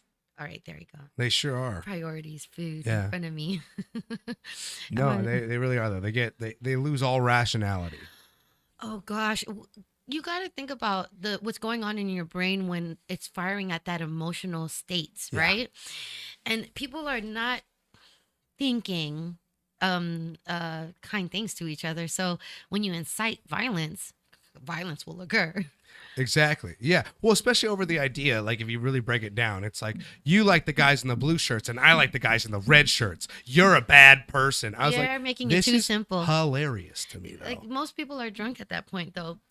Oh, it's beautiful. But I mean like that. Like if I see that I can get a rise out of you like that and I'm a little drunk, yeah, I'm going to be like, honestly, dude, the blue shirts have never been good ever. And they're like, how dare you? I love my blue shirt. See, my dad took me to games when I was a kid and So it's that super made it important. hella confusing when both were red. Exactly. KC Yeah. and 49ers, because I just went to work. We were sponsoring Super Bowl night Yeah. at the Mint, and that's also out of character because it was Super Bowl. Like the TVs were on Super Bowl, and nobody was doing karaoke. Sure. But there were people waiting to do karaoke as soon as after halftime. That's hilarious. Happened. Yeah. But they were respectful to the fact that we opened early so we can show the Super Bowl.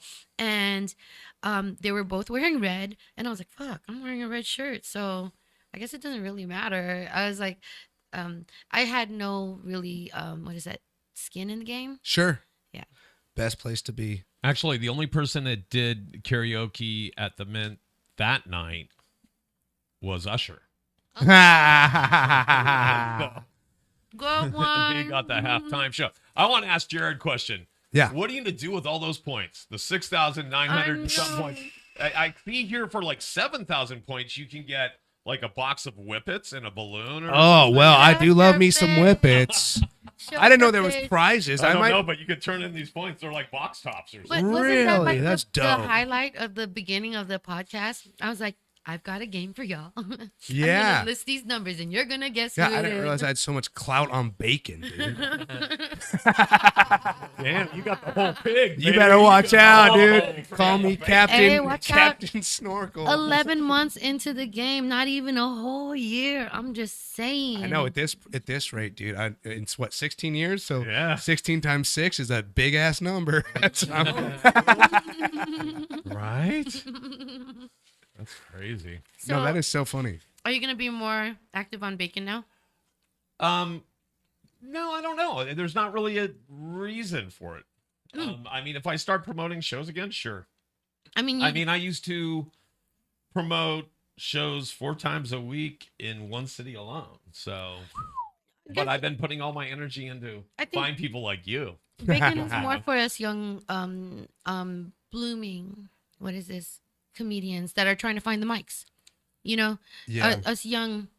I don't know when bacon was 2013. What did it say? I don't remember. I But think it's- so. It's been around for at least that long, I would think. I remember Bay over Area a Comedy decade. Network being around that long, but it's not just for open mics. I mean, it was kind of primarily just for open mics, but now it's even just find out what's going on, like you said, it's kind of the No. company corkboard. No, Yeah. I think in the rules it's just to share open mics, but everybody else just shares more. Well, you're not supposed to. Well, they're supposed to have a No, moderator. that's the whole thing. Is it stops getting moderated, and someone just goes, one time JoMama stole my joke 4 years ago, and now I'm mad about it. It's like that's not even the point. We're supposed to find mics on this The next place. thing you know, JoMama's posting a dick pic of herself. Exactly. Hey, the dick I grew when I got pissed. I know, and the crazy thing is, she gets extra points for it. Yeah. Hell yeah. She just passed Jared. Everyone starts upvoting it really hard, and they're like, "Dude, that's a nice one." Yo, So back in my day, or back in his day, dick pics were different because when I was in the they came on military, a Polaroid. That was no. last week. Thank you very much. in the military, we were getting ready to ship out to Iraq, and then one of my guys puts our flight chief's camera down his pants, and then takes a shot of his dick and balls. Yeah. And I'm like, this is a smushy picture. Oh, it wasn't even good. I mean, it's just a smushy picture. You just It's like taking a picture of yeah, a python in yeah, a burlap. yeah. You put- Come out. when you put a digital camera down your pants, you're just taking a shot of Yeah, well, that's a good thing about the more like, social media like literate kids. They know how to take good pics. Like, Oh, it's yeah. gotten so much better. I can think of two comedians that have done the same thing in one of their specials. So Richard Pryor live on the Sunset Strip Okay, yeah, grabs somebody's camera and takes a picture yeah, down his pants, and then Robin Williams. yeah. I was gonna does say it on Robin one, Williams too. did it. Yeah, he So- did. And mushy dick pics. That's Yeah, I have that was framed in our my dick office actually. What? Yeah, That's Robin mushy dick Williams' pic? dick. Yeah, it told me jokes. That's a good riffs, dude. Oh my god. I use that in Chat GPT on my new hour. It's I terrific. remember I told that motherfucking joke in front of a friend, and I brought it up again, and that friend was like, "Smushy dick pic, that's your joke?" And I looked at that person, I was like, "Do I have to confirm this?" It came out of my mouth, but they were like, "No, that's too good to have come from you." I was like, Ouch. Yeah, you got to timestamp some stuff. Like when you got something is hecka funny, dude. You want to record it and then put it up as a That- clip. Yeah, But so that's- that's what we did. That's what we used to do with Twitter "That's or X. Yeah. So Twitter used to be the comedian's form of copyright Timestamp. infringement. Ah. I was doing that joke on this date and yo." time. I got served divorce papers, but this guy didn't even have a newspaper to take a picture in front of me to timestamp Right. it. Yeah. Yeah, he just gave it to me. I was like, "You totally trust that I'm gonna accept this?" You guys just crossed over one of my jokes. One of my jokes is, ladies, how do you know the dick pic you're getting is even, or the dick pic from the guy that you're receiving it from? Yeah. I always just have mine hold up today's newspaper. There you go. So, Nice. so yeah. I think it's good to send them other people's dick pics. Oh my god! I See if they notice. I Like didn't have them be think- different colors, Uh-huh. but Oh my slightly. God. Like start. So for me, right, I'm olive skin gentleman. I start with someone who's just like me, and then slowly work my way to a black one, Oh my and then word. just see if she notices the difference. Usually, my mom's like, "Stop trying this on me. It's not funny," but I enjoy it. Oh my god! I think it's really funny. Is your mom young? Youngish, yeah. I think So she she just turned understands your 50. Yeah. Like you being funny? Oh yeah, no, my mom enjoys my humor too much. Like Good. she's not a good gauge of if something's funny or not. Oh, so she even laughs at like everything. She'll just support. Aw. Wait, Aw, how many lucky. siblings you have? What's that? How many siblings? Just my younger brother. Oh, so it's just two. That's what I do with my wife. So if I tell a joke and she just looks at me in disgust and rolls her eyes, I'm like, I'm fucking putting that in there. There you go. So it's Yeah. Yeah. Mm. Yeah, like, the real that's the winner. the real funny stuff is if she like smacks my hand or like that's great. Like don't say that. Don't do that. I'm No, like, you yeah, it's drop coming. jokes on your mom? Not anymore. Not anymore. Not anymore. His mom loves him though. His mom DMs me on Instagram to make sure that he's safe Yeah. all the time. Aw. Oh, that's Yeah. sweet. Wait, his mom is DMing you? That's what I'm saying. That's what I'm getting at. Yeah. Your mom's dropping into his DMs. Yeah, Mom be makes me feel sliding in, great. bro. Makes me feel great. That's your Treating me stepdad. treating me like a damn stepdad. I'm like, whoa, relax. He's We already just respect we you. just took mushrooms. Everything's fine. Leave me alone. Shit, I'm having such a good time, and I'm like, oh my god, at 5:30 I have to do something, but it's only 3:49. But time is a construct I can't control. It sure is. It's like 3:49, bam, it's 5 o'clock. Oh shit, am I ready? No. It'd be real like that, though. But that's my ADHD brain. I'm like, oh my God, I'm worrying about something at 5:30 and it's not even that time I'm yet. like 4 minutes behind, by the way. I just wanted to let you know. That's 4 minutes behind. Dope. There you go. Dope, I dope. low key get like that though too. Like I especially growing up, like I was like a hyper punctual person, and I would get really mad if people weren't on time. It's stressful. It sucks because I also realize like some people, like my best friend Kayla, she has ADHD and she is trying to convince me she has something called time blindness, where basically like Is that a she just thing? no, it sounds completely made up, but there's like stuff that's written on it. It's just their circadic rhythm. Something like that. Yeah. Well, basically, she just okay. What is it called? Go ahead and It's keep just called going. time blindness. Okay. So basically, I think the way I understand it is that like some of us can like kind of feel what 5 minutes feels like, or like, oh, it feels like it's been 10 minutes. She basically does not have that at all. And so I have to do the whole, if we want to leave somewhere at like 5 o'clock, I tell her we're leaving at 4:37. And then she comes up with excuses until she gets there at like, 4:59. And I go, it's all good. This was our plan the whole time. I Like, kind of have a different thing where I can literally wake up in the middle of the night, not even look at the clock, and I'll know almost exactly what time it is down to the flipping minute. I'm pretty similar. Or we're waiting for something and somebody goes, I'll be back in 5 minutes. And Yeah. my wife will go, man, this is the longest 5 minutes of my life. I'm like, he's at 4.5. I just gave him the light. Right. I just get In my brain, I just gave the guy. That's hilarious. Yeah. If anything, I've learned 5 minutes to assess 5 minutes because I know how 5 minutes feels like on the mic now. Yeah. It's Yeah, you know it. insane. You know it. You instantly, all of a sudden, when you get to that point, all of a sudden you're kind of like, oh, Yep, I'm this gonna is get 4 the light. minutes. Oh, he's not watching his clock. Oh, Mm-hmm. and you start to really feel it. Time blindness refers to the inability to recognize time when it has passed or to estimate how long something will take. Yeah. Yeah, that's called not planning well. I think so. Like being ill prepared. I mean, is that a deficiency? I didn't realize that was a deficiency in like your thought process. It's just not caring. Yeah. It's just not care. Well, here I we have go. I have this deficiency, guys. It's a neurological deficiency. I just don't ever give a shit, and I'm not even working on it. That's how little of a shit I So, give. here's the funny thing is, you're actually 100% right because there's a doctor that's quoted as saying that says that time blindness isn't a diagnosis; it's more of a specific symptom. Um, So Of if not you have caring. that symptom, it says, "Oh, you've got this thing." So oh, what's a symptom of? What's the thing? apparently, whenever I'm late 5 minutes, it's you're not an asshole. I've got time blindness. Sorry. I love that. I love that. Oh, it's a symptom of being But an it asshole. could be. But again, this is Google, folks. On WebMD. Oh, I'm sorry. I'm on Gaggle. Hold on, it wasn't even. But no, yeah. Well, it Oh, agrees yeah. with my views, so I trust it. ADHD and how time blindness works. So ADHD, it's a Well, within that's the why, spectrum. preferably, I like to break things down in my mind before I research it because I like to have an idea of like, how would I break this down? So, me and Ashley are walking down Market Street. And like, do you notice how all these people lean, the people on opioid? She's like, oh yeah, the opioid lean. I was like, that's a name? There's a term for it? And I was like, what causes them to lean like that? And she's like, do you think it's the constipation? And I was like, possibly because That's opioids hilarious. cause constipation. Yeah. And just like that, we kind of like assessed what could be attributing Yeah. to the lean, the constant lean, because once they lean, they kind of stay like that Yeah. the whole time. And I was like, I don't even know if we're right or wrong, but I'm not going to look it up.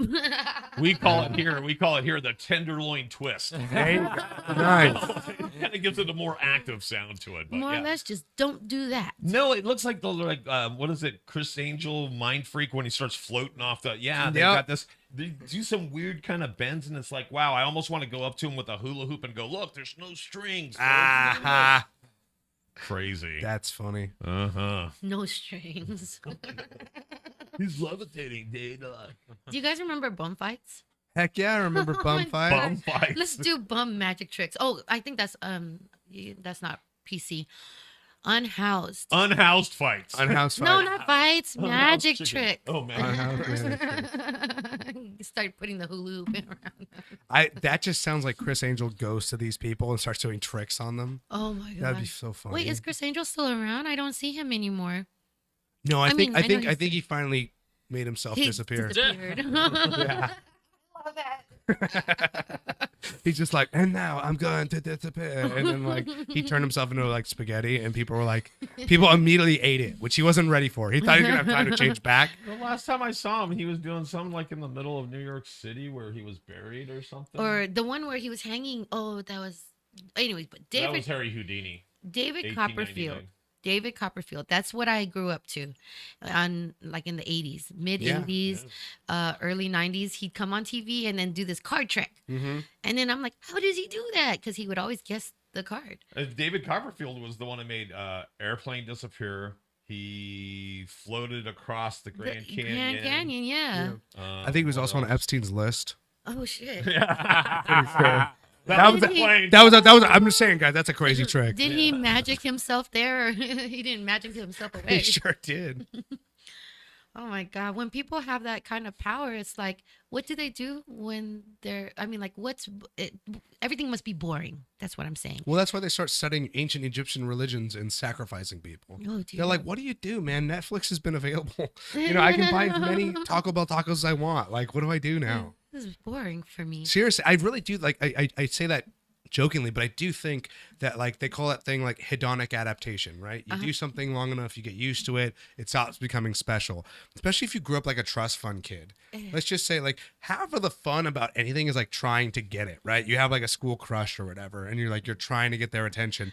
If you got all this money, you can just be like, I like her, show up, drop 5 bands, be like, do you want to ride in my dad's Ferrari? And then boom, you have it. So all of a sudden the concept of girls becomes like, oh yeah, they're just things I buy. I agree with that to a degree that when you grow up poor, you grow up hungry. You grow up thirsty for all the things that you don't have access to. So you work that much harder to get those things. And then you gain access to those things. And it's more fulfilling because you know what you went through to do it. Now, hedonistic. Exactly.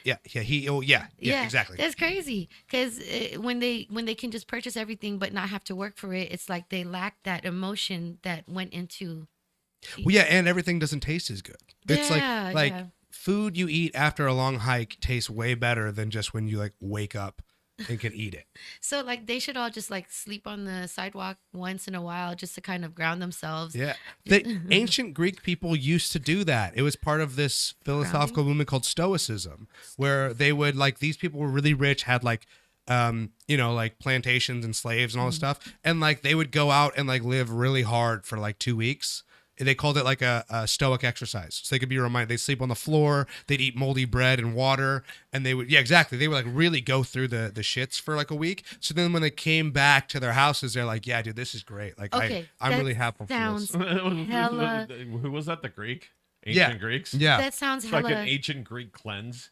Basically, yeah, exactly. Yeah. Tolerance break. But yeah, so okay, hearing that, let's go back into time. All right, let's pretend that we are going through the stoicism. Mentally, I'm in a Mentally. toga right now. So, did they do it individually or did they do this as a group to like? It was like a club. So it was a club. See, so back then, because there was a lot of philosophy going on in Greece, right?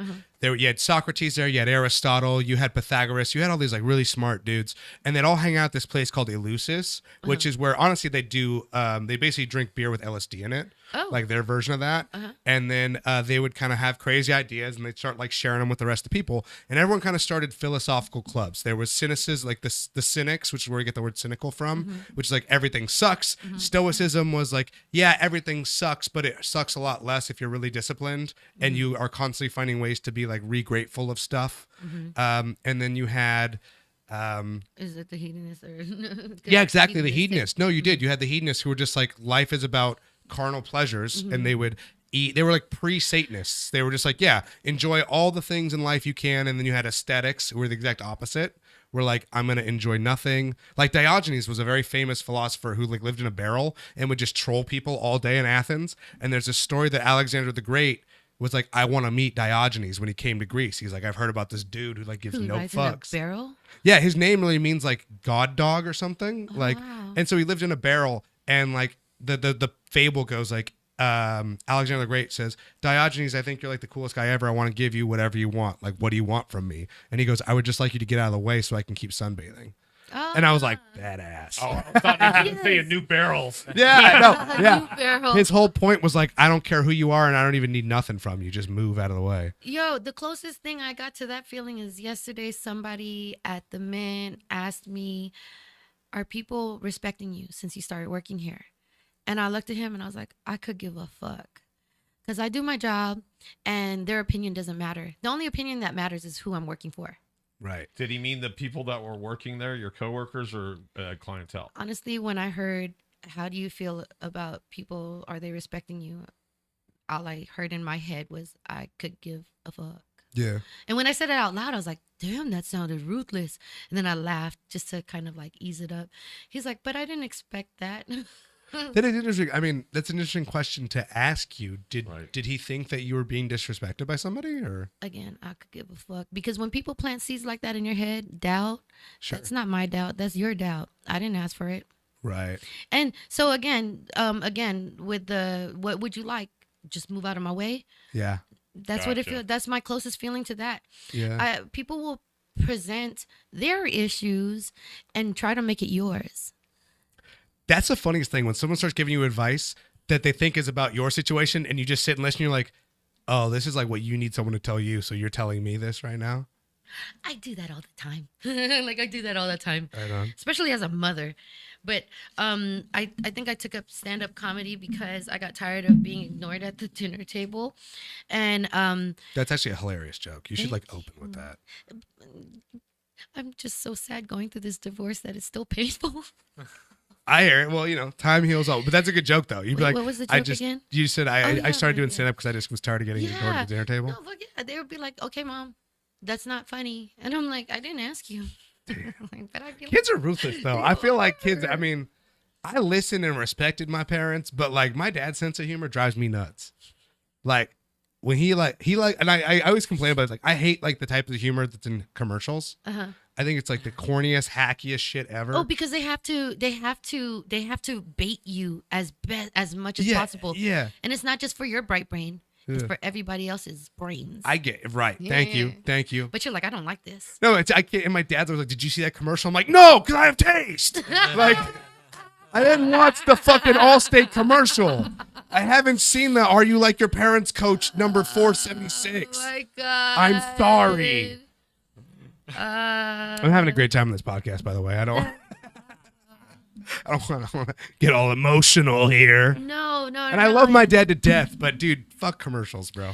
Oh wait. Oh, okay. So I was actually stationed in Germany, and in Germany, for the 4 years, I could not see American commercials. Okay. Try going without American commercials for 4 motherfucking years. Sounds like a vacation. It sounds like a vacation, but when I came back to the States, all right, I left for the military in 1997. I came back to the States from Germany like 2003. And commercials had changed. For one, there were all these drug commercials telling you all the symptoms: death, black death, other kinds of death. And I don't even know what the medication is for. I just love that death, black death. Or death. Stomach Symptoms death. include death, black death, Filipino death. And acne. Yeah, exactly. Diabetes. Wait, hold on. They'll say shit like back acne. So specific. But I was like, what is this drug for? And it would be for like allergies. Like, oh my God. I know. So I missed commercials so much. And I was always so inspired by commercials when it came down to picking a major in Yeah. school. I wanted psychology, but my husband ex wanted to be in the business school, and he's such a flirt. And I was like, I need to stay in the business school. So the closest thing to psychology and business to me was marketing. So Yeah. I got business marketing. Okay. And commercials, that's what I studied. That was my Yeah. case study. Well, that's hard because you were double majoring. Um, You were majoring in business marketing and then keeping your man straight, which Good is not God. easy. I thought he was so good to me. Come to find out, in the end, I was like, this whole time I thought I was like safe in a marriage, but he was like living a whole different life. Oh, really? Yeah, he was going to the strip clubs without me. He was like, and my friend would be like, hey, why didn't you go to the strip club with us? I was like, when did y'all go? And this would be years later, and I'm like, because I was down. If you want to go to strip club, I love a good prime rib on Friday because Rick's Cabaret. Okay, like yeah. a good prime rib. But he wanted to start doing things on his own without his wife, and he wanted to be unmarried. So, anyways, I forgot what I was going with this. Anyway, that's why I can't tell jokes about this yet because it's still painful. I feel it. Too sad. I feel it. I get it. There's a lot of funny stuff in there, though, I bet. Hell yeah. Like, even that being like, I would like to go to the strip club. I, Yeah. too, would like to bust it down, Tatiana. It would be fun for me. Fucking prime rib is so good too. It is pretty good. I bet it's even better when you got titties in your face. Yo, Probably so pretty you good. were in Austin. I was. Rick's Cabaret is around that area too. Oh, is that right? Yeah. Okay. And then on Friday they have the prime rib with the slab and the chef that slices it for you. Oh, snap. And it's only like $20. All prime rib you can eat. Yeah. That's pretty cool. Yeah, I know, right? They don't do it like that here. I finally went to the Crazy Horse for the first time. Okay. One, they don't sell liquor, but it's an all nude. Yeah. So I guess to be an all nude, they can't have liquor there. Right. Yeah. Oh, I didn't know that. Yeah, so you either get all nude and no liquor, or you get liquor and you get bikini bar. Pasties. Oh. No, because when they're good enough, they get pasties. Pasties are qualify as for coverage. They figure booze and titties in the same place, not good. Yeah. Yeah. This government's always trying to make sure we don't have any fun. Too much brain power going the wrong way. Yeah. The blood's rushing. Exactly. Yeah. But that's what bouncers were there for, dude. Bouncers are there to smack people around. Yeah. So since I started working the door at the Mint, they're like, I'm not used to a girl working the door, and I'm like, okay, can I see your ID still? Yeah. You better. Oh yeah. Show me some identification. Yo, tell me about your shows that are coming up because I think we're coming to a head here. Yeah, I'm doing a dispensary show out here on the 16th, this Saturday, at the Union Station. Oh, I love that. Yeah. With the DJ, No Chill. With DJ No Dope. Chill. Yeah, he's hosting. I'm featuring on that one, and then I think I got something at the end of the month in Sunnyvale with Arturo Regoza. I'm Okay. helping him put on a show. He has hella points too. Yeah. I'm really just doing the show to More get my than my points. 7? Yeah. That should be a brag. Because that's a good number. It's a pretty number. There. Yes. That's that Mom and Me. Do you have shows that you're... No shows coming up. If anyone wants to book me, they definitely can. Where can they find you? My Instagram. All right, Noah with 2 H's, Guerrero. Yeah. It's right underneath him, right there. Right. Yeah. Do you go hit open mics? Yeah. All right, so I try to. what yeah. mics do you plan on hitting at least this week? Oh man, see, it's tough because I'm not 21 yet. So like, I'm so sorry. yeah, And it just became tougher because you just told the venue you're not 21. Well, but he's also honest. Well, you have that youthful look. yeah, Yeah. It's expected as soon as people usually think I'm 18, and then they're like, oh, you're older. Okay, cool.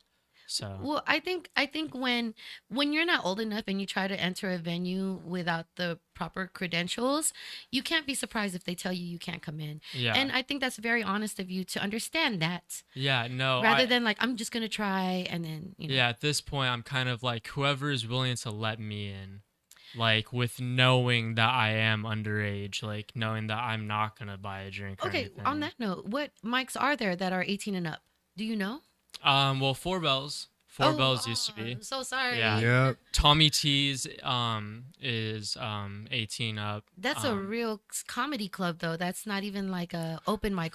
That's like a comedy club. Yeah, unfortunately, most of the open mics that are run by the clubs are like once a month he can go to, like Rooster T. Feathers or San Jose Improv and stuff. But again, that's once a month. Yeah. Weekly stuff, I don't think there's much for anyone under 21. Yeah, Have they you- all kind of started stopping, like closing up. Maybe that would be your niche. Maybe you need to start a show for people that can't go to all these bar that shows. aren't 21. Yeah, Yeah. you But and it should Artie be just at a keep cool doing venue. 40 minutes. Yeah, Well, me and Artie. Oh yeah, that's right. Yeah. Make it a It'd be- cool venue. I mean, even here in the city, they were doing one at like what was it, Lost Video? or- Right. 18 and so- up. Do it in a venue where they need business, somewhere it's cool that has good eye candy to look at and cool place to go, and where you know that more people that are under 21 need the stage time because it's also probably harder for them to get around. True. True. True. So maybe So, that's what you do. I look forward to hearing more. And you're partnered up with Jared, who's got like a driving force. Yeah. You've got a driving force, and you've got initiative. Bro, I got points on bacon. We're in this. I He's got know. the points. I'm only second. I'm not even like a sixth of the way. It's like you're so many 5,000 points ahead of me. You'll catch up. I'll take a break. I'm gonna have to comment on everybody else's comment, Yeah. like heart everything. Exactly. Yeah. But really, what it was is I was just very interactive, and when I opened the quarter note, I was posting, updates, and I think I was posting twice a week. My method was Thursday post, Saturday post, remind them, Mm-hmm. and then remind them, But because I was so diligent, I think it's the marketing degree though behind me that was. And do you have degrees behind you? Is that Yeah, I studied philosophy. okay? I have like the most useless degree known to man. Yeah. But you can philosophize your way to a Yeah. venue. I got lucky. I mean, I already had a job selling drugs, so it was like I didn't really need it. But yeah. Pharmacy drugs or like Yeah. dispensary? Oh, hell yeah. Yeah. Yeah. Were you a pharmaceutical rep? No, I wish. Oh my gosh, Because that they would be get terrific. Don't we they all? get wine Yeah, they and make a dime. crap ton of money. Yeah, that's one of those things that Or I they could wine and probably do. Like skill wise, I could do it, but you have to have a master's degree. Like you have to have a couple other things that I don't have, which is irritating because I see how much money they make, and I'm like, dude, I know a lot about these drugs. I can sell them. For what it's worth, I have a master's degree and I don't do shit with it. So, fuck. I just you're like you have to have a master's degree. I'm like I have a master's degree. I could really do shit with it. I just don't look for opportunities that require master's degree stuff. But I know you obviously shit. You're like mastering the effort. So I think it said 5 minutes, and then I just got tongue tied. But that's okay. But one thing, your Greek philosophy stuff really helped in this podcast. For a It lot. did. It Yes. came through. I noticed you Yeah. didn't mention Plato. I forgot Plato. Yeah, my bad. Okay, so that's how you know it so well, because some people just are studied, but that's your degree. Yeah, no. I have it's actually in religious studies, so I have a inordinate amount of knowledge on a lot of weird religions, which I learned it's just not good to share somebody details about their own religion. But doesn't that work well in comedy? Do you mess with Oh, religion yeah. in comedy? Oh, I do. But again, like sometimes it can really upset people with certain stuff. Right, but can't you kind of make fun of us all? Okay, this I is think what I know. so. When I hear people joke about shit that they don't understand, like people talk about joke about a drug like cocaine, and they never use cocaine. Right. It sounds horrible because Yeah. it's like you've They never have tried no it. frame of reference. Yes. Now you philosophically background and everything, I think it would be more on point because you know what you're talking about. Whereas some people just grab it from like thought. For sure. Yeah. I should probably start incorporating some of that stuff more into my material.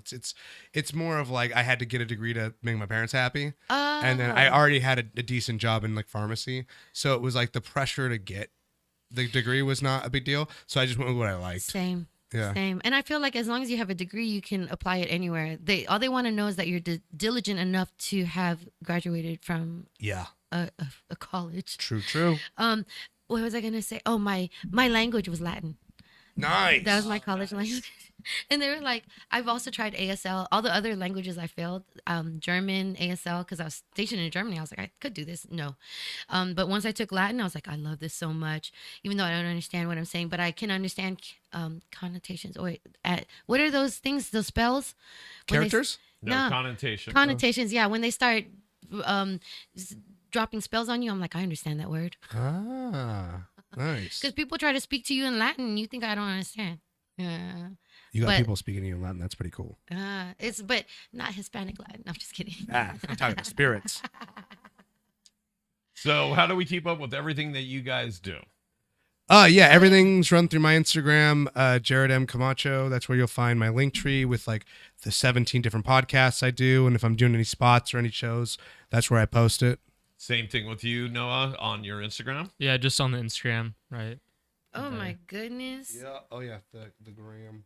And then Miss JoMama, what you got going? Plug, girl. Next Tuesday I have guests. You have guests. You no way. Stop Oh, it. On a podcast? Wait, no, actually next week I don't have my guests lined up, but I'm interested in taking these two regulars from the karaoke from the because I want to kind of pick their brain. Cool. Um, And I that's so hate weird being the because you new usually person. line up all your guests. Yeah. Little joke there. Well, is this a sexual joke? Because I don't agree to that. You were talking about people that have done do jokes about cocaine but have never done it. Oh, Don't okay. worry, I've done it. That I understand. I can do lines of coke now. Sex, no. There you go. Not that kind of line. Anywho, the Mint coming up on the 26th. First production, comedians hitting the karaoke bar. Yeah. Yeah. Please don't let it fail. Please don't. Support small business. Think positive. Support Paul. Well, yeah. It's gonna work. It's gonna. I think it's gonna work really well. Thank With you. conviction. Thank you. All right. So we're almost at that time. Oh, 1 minute. We're getting the light. We're getting the light. And like I say, I always want to go towards it. You know, Ah. some people don't give the light at 1 minute. Sometimes they give it at 2 minutes. Yeah, that's another part of etiquette for you guys at home. Ask, oh, do I get the 1 minute light, the 2 minute light? Or What the- am I getting? 30-second light is a thing too. Yeah. Like, what? That's when they forgot to give you the light a Right. minute ago. And where the light is coming from. Holy smokes, Oh right? my That's a really good God. one. All right, so afternoons. Afternoons with JoMama. Thank you for joining. Thank you for having us. Take Thank care, you. everybody. Thank you. you.